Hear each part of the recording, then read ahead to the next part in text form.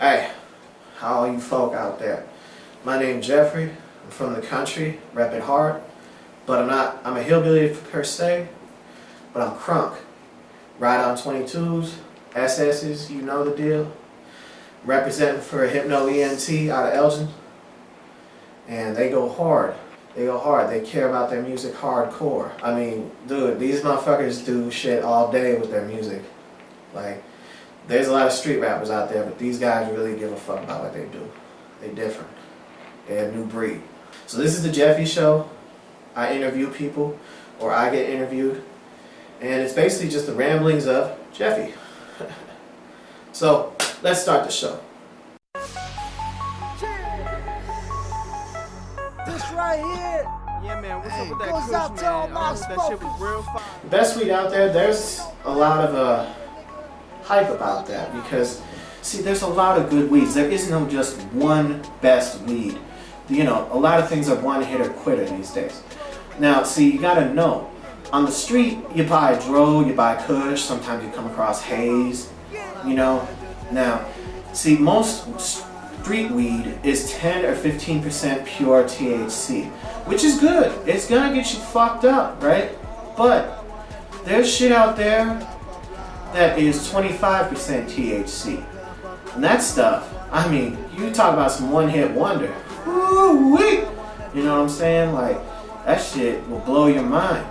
And man, if you've never tried hash or hash oil, ooh man, that stuff, one hit will melt you to the couch. You know what I'm saying? And hash oil is basically pure THC. Hard to come across that. And usually on the street it goes for $85 to $100 a gram, a vial. And that shit is so pure. You put a drop of fucking that on your weed. I know somebody, we put a drop on some weed and she took one toke of that shit. She felt nauseous and she fell asleep for like 6 hours off of one toke. I shit you not. Pure hash oil. That shit'll get you in. I mean, I know you people have probably smoked some good kush, some good haze, good dro, you know, but I mean, that is the purest of the pure. I mean, hash is nothing compared to hash oil, and hash is some shit. You know what I'm saying? Basically what I'm trying to say, there is no one best weed. It depends on how it was grown, the aspects of how it was grown, what pure THC purity level it is. That's what makes it loud. You know what I'm saying? That's what makes loud loud. Tender care. Tender home care. That's another word, phrase for THC. Tender home care. It's not just Delta-9 tetrahydrocannabinol. Tender home care makes the THC what it is. Well, I've never grown per se, but I know a lot of people have grown in the past. There are so many different ways to grow marijuana. There is hydroponic, there's aeroponic, there's even people trying to come out with fog ponics, get a patent on that. Then there's just good old-fashioned dirt. But see, what people don't understand is, some folks think, you know, if it was grown in dirt, it's some reg. No, I know people that have, you know, grown in dirt, but I mean, it's, you know, like sour kush or LSD, the plant, not the fucking drug, church, pineapple chunk, you know, and a bunch of other shit. Now, if you grow it in dirt and, you know, it's sour kush, it's not hydroponically grown, but if you grow it right, it's still gonna be that loud. You know what I'm saying? It doesn't matter whether it's grown in dirt or fucking hydroponically grown. It's, you know, how you take care of it, and is it a potent seed that you start with? I mean, if you grow it in dirt, it doesn't mean it's regs. If it's the strain, like sour kush, and you grow it in dirt, it doesn't have to be hydroponically grown. If you grow it right in dirt, it's gonna be some bomb, and that's loud.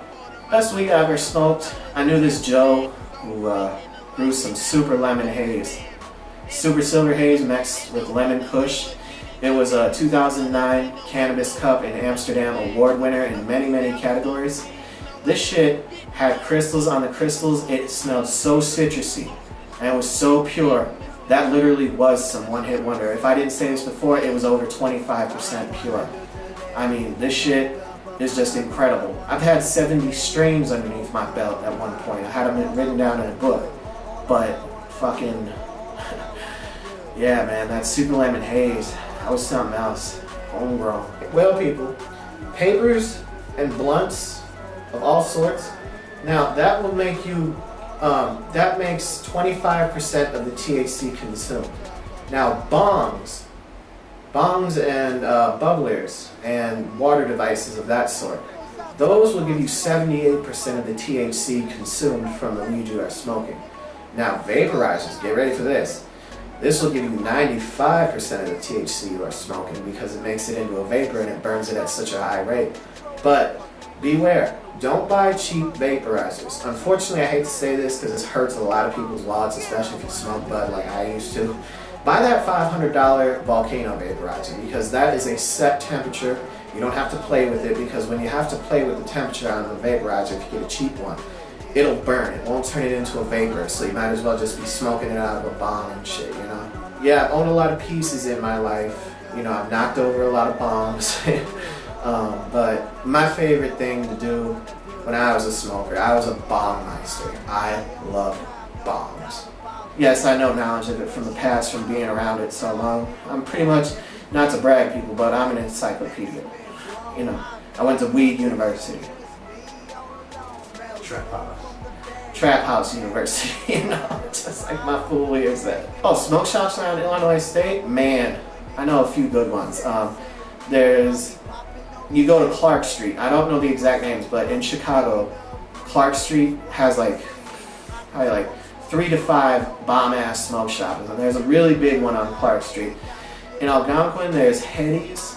Oh man, they're a small shop, but they got some nice glass, nice custom work, you know, nice hitter boxes, you know, good prices. And then there's a major good one where people come from miles and miles. This place called McHenry, Illinois. It's got Cloud9 Smoke Shop. That place is banging. They got wall-to-wall bongs and fucking vaporizers, you name it, they got it. Hitter boxes, metal pipes. If you're into that, I don't suggest smoking on a metal. It's bad for you, but I mean, they got great deals, and they even have an artifact. I mean, a piece of history there, of a living legend. They have a Tommy Chong there. I'd go and check it out. Don't buy it, because I won't like you if you buy it, because you knock that over, you're destroying a piece of history. That Tommy Chong, by the way, costs about $1,600, because it's so rare. Just for a bong, no treetop percolator, no percolators at all. I don't even think it has an ice catch, but because it's Tommy Chong, it costs $1,600. But anyway, Cloud9 in McHenry, Illinois. It's in the northwest suburbs.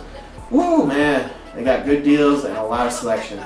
HYPNO ENT all day, every day. I want to shout out to my guy, the remain anonymous. He's in jail right now because he was fucking up in life, slung some blow, you know, and got set up supposedly. I mean, dude, I can't say your name, but rock on, stay strong. We'll get you out eventually, I hope. There's always hope, you know, always will be. We're all rooting for you. Just stop slinging that shit. Shout out to God for show. This isn't just for show. It was real. So, yeah, there you go.